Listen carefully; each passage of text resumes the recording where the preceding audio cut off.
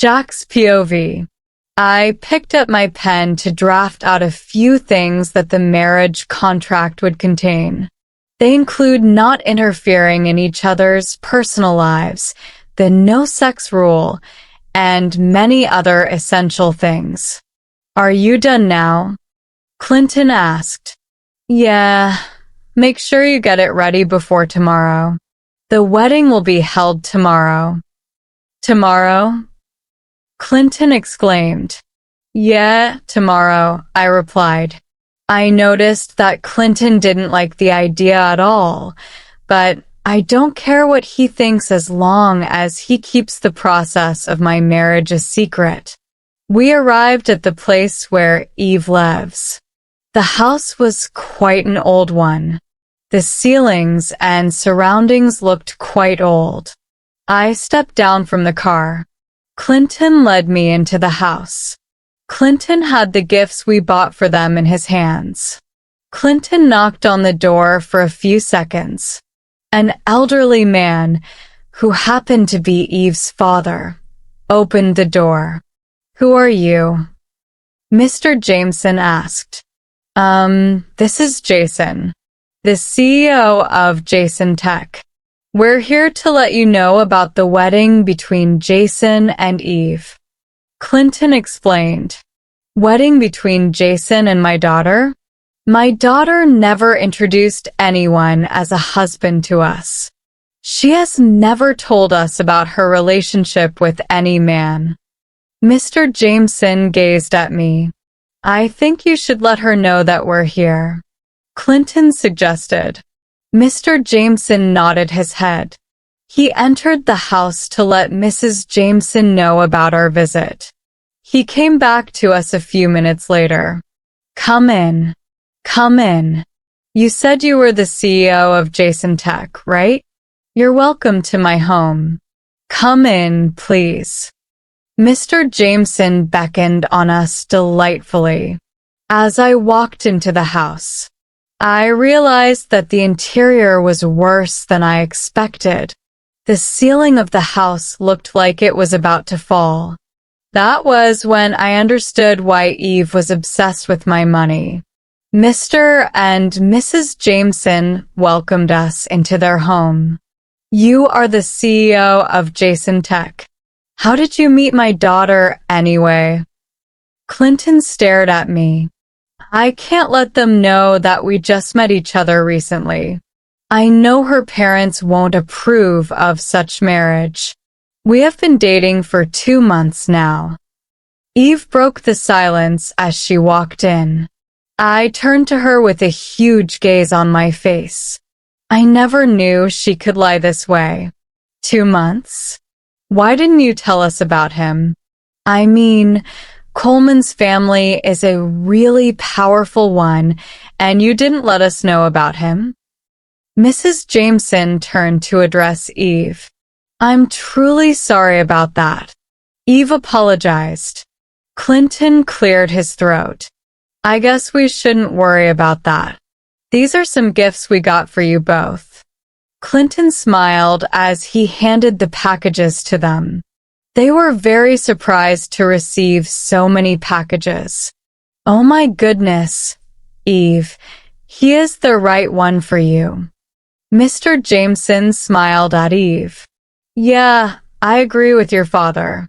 None of your ex-boyfriends have given us gifts like this. Mrs. Jameson chuckled. Eve stared at them dejectedly. She certainly didn't like the way her parents were reacting. She heaved a deep sigh and bent her head in shame. She looked embarrassed at the attitude of her parents. Well, the wedding will take place tomorrow in the court, I declared. Tomorrow? They exclaimed in unison, including Eve. I nodded my head. This is some sum of money you could use to take care of yourselves before then. Clinton smiled as he dropped a check for $2 million on the table. Oh my goodness! They both exclaimed. Eve didn't feel happy with her parents' reaction. I stared at her for a while, trying not to pity her. Don't worry, we'll be present in court tomorrow as witnesses, Mr. Jameson said, and Mrs. Jameson smiled. I checked my wristwatch. I need to be at work immediately. I guess we should be leaving now. See you in court tomorrow. I said this as I stood up. Okay, we'll be present. Eve, won't you see your fiancé off? Mrs. Jameson asked. Eve wasn't a bit happy, but I don't care about how she feels. Eve walked behind me slowly. We never said a word to each other. I entered the car without staring at her. I didn't care about how she felt. It's just for 2 months. After I find someone I truly love, she will find her way out of my life.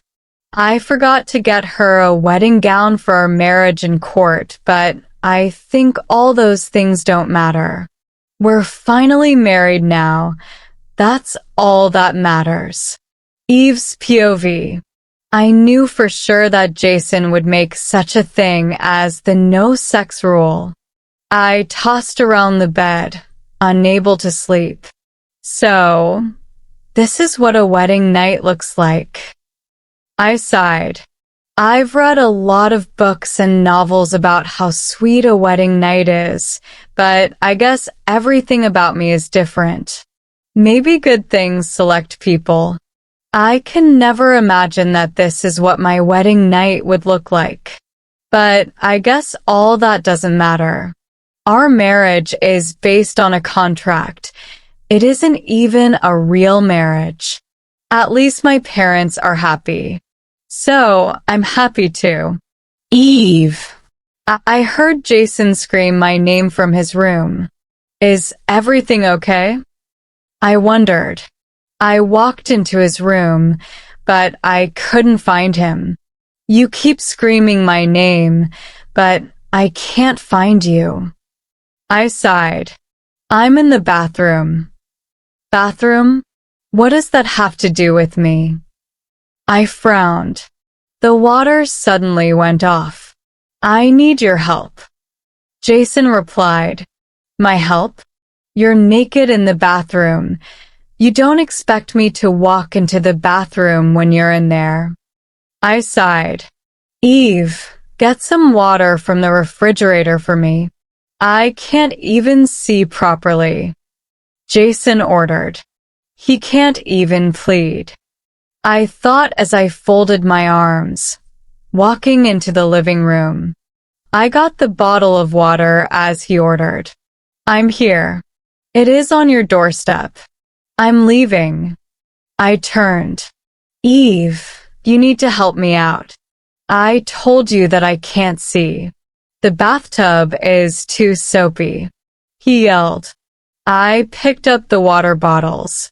I entered the bathroom, covering my eyes. I didn't want to meet him half naked in the bathroom. I opened the water bottles for him. I'm done. I huffed, trying to leave. I didn't know there were some soapy waters on the floor, which made the floor slippery.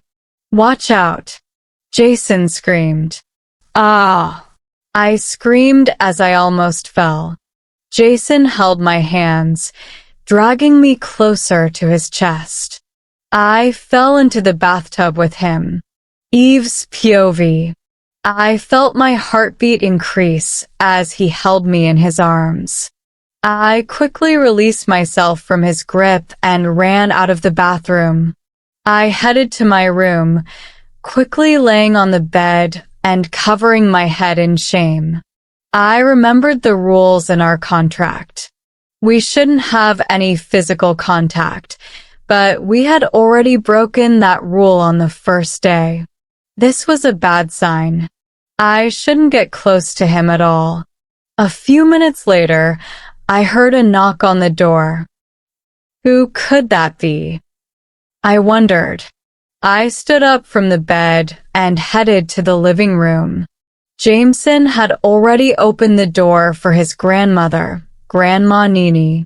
Our eyes met, and he had a furious look on his face as he glared at me. I hated it every time he stared at me that way. Oh, who do we have here?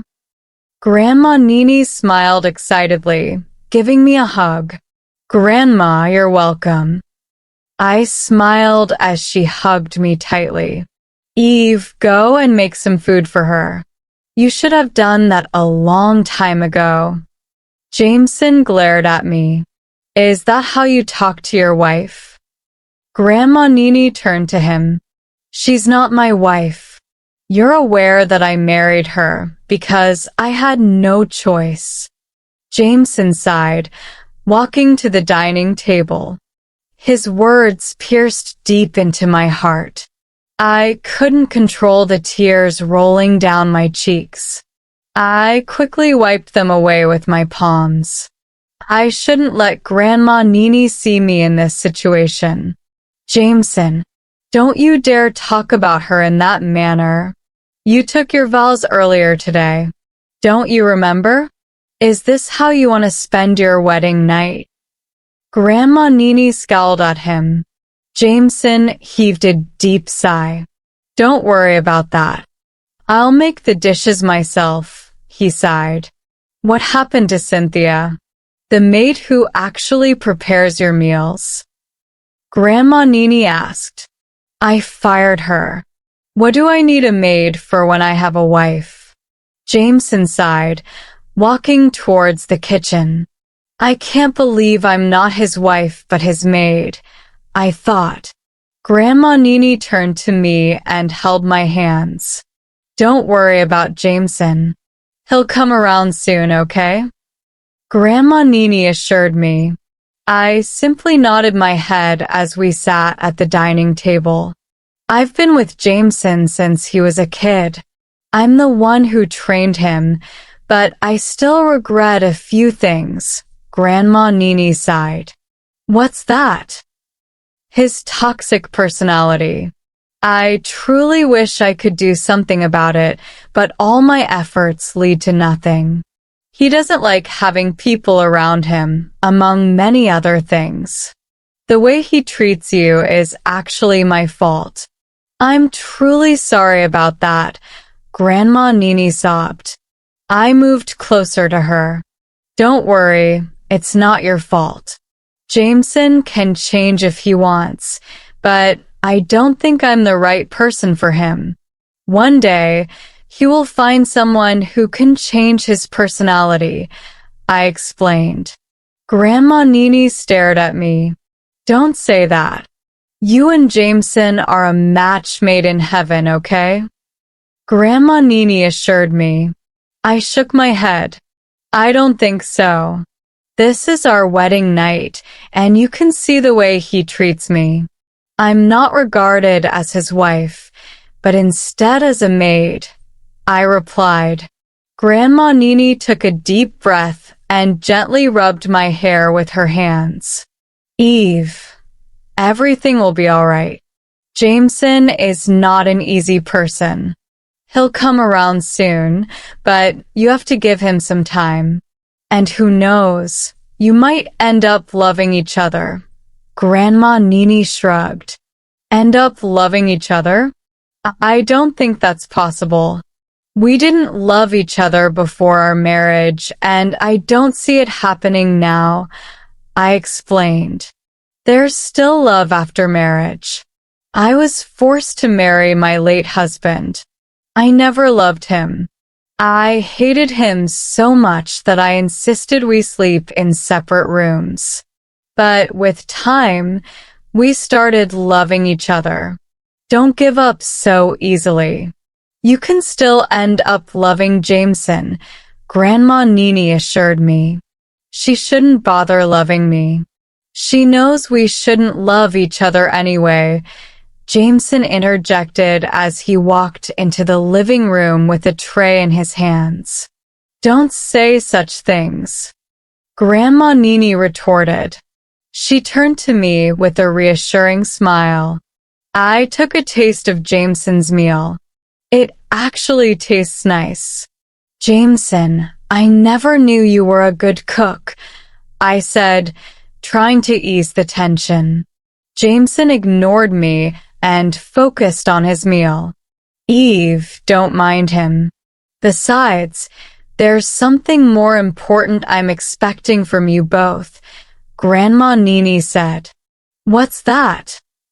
Jameson and I asked in unison. You already know what I have in mind. A child, a son, or a daughter, Grandma Nini said, with a glimmer of hope in her eyes. Grandma, not today, not tomorrow. Don't even think about that, Jameson snapped. Where did I go wrong? Seeing my great-grandchild isn't supposed to be an issue, right? Grandma Nini turned to me. I nodded my head. I knew what she had in mind.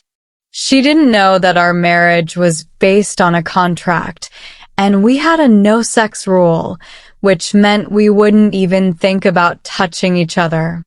Grandma Nini, don't you think it's too early for that? This is just our wedding night, and we'll be leaving for London first thing tomorrow morning, I explained. Yeah, I understand. But it's not a bad idea. I was just saying. Anyway, it's your wedding night, and you guys should enjoy it. I'll be heading to my room. I had a hectic day earlier.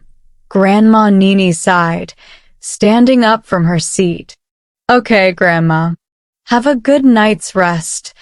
I waved at her. She smiled at me and walked to her apartment. Jameson frowned at me. What is it?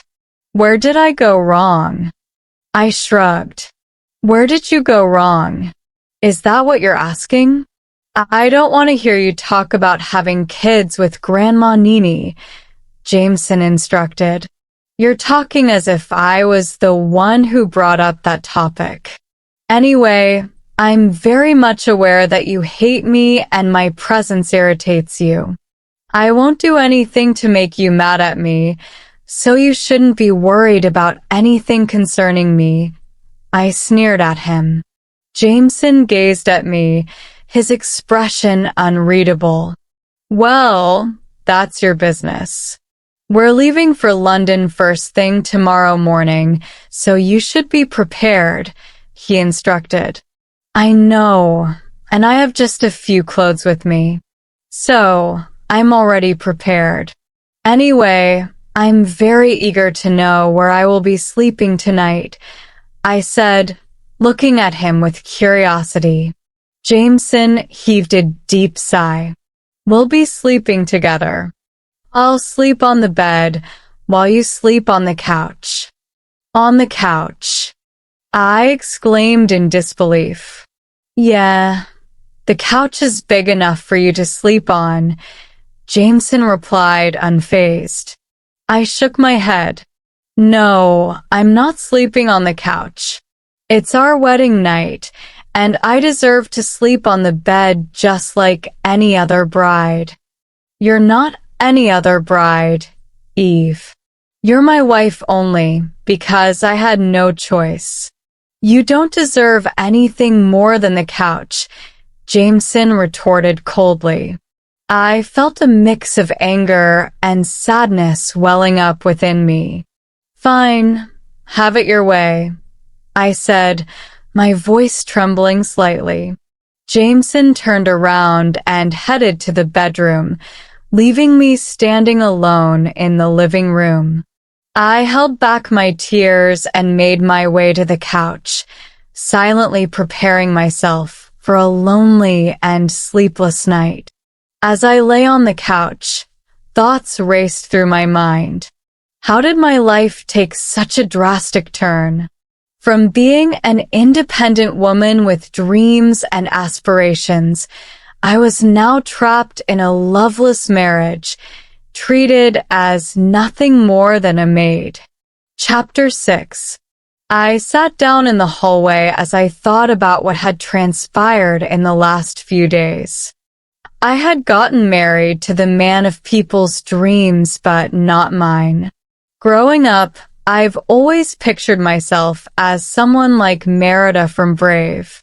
She stood up to her mother even if she had to turn her into a bear to prove her point on not getting married to a man she barely knew or even marriage in general. But of course, I have nothing against my parents and definitely don't want to turn them into a bear or anything close to animals, but I simply wished life wasn't this way. Unfair and painstakingly hard to the poor. Growing up, I never really pictured myself as Cinderella who gets saved by Prince Charming from her wicked stepmother. I always wanted to be the savior, bring us out of this sad and impoverished lifestyle, and I did through Jason. I became Cinderella, but I didn't find the prince charming, and now I still have to be a maid in my own home. I got up from the floor where I sat and entered the room. The lights were off, and Jason looked like he was asleep. I took one good look at him and sighed heavily. Look at him sleeping happily on the bed while I take the couch. I thought as I found my way to the couch in the room. I laid down and put a blanket over me. 2 months and this would all be over. I thought as I drifted to sleep. Beep, beep, beep. It was like the alarm was ringing right in my ears. I opened my eyes and tried to adjust them to the lights in the room. I groaned as I turned to the side to switch off the alarm, but I saw Jason standing right beside me with the alarm in his hands. I shot him an annoyed look as I sat up and faced him properly. What kind of person wakes his wife up with an alarm right beside her ears? I thought as I gritted my teeth trying to hold back from saying something to him as it was still very early in the morning judging from the weather outside. Get up, we're gonna be late. Jason said grouchily as he walked back to his closet to get an outfit. Isn't it too early? I managed to ask. We're going to New York. I have a board meeting in a few hours, and if we don't leave now, we're gonna be late. Jason said angrily. Okay, you don't have to be so rude about it. I said, getting up from the couch where I sat and walking towards the bathroom. Stop, Jackson said, turning to face me. Stop. I raised my brows, questioning him. Use your bathroom. Did you not read the clause on the contract? Jason asked, frowning.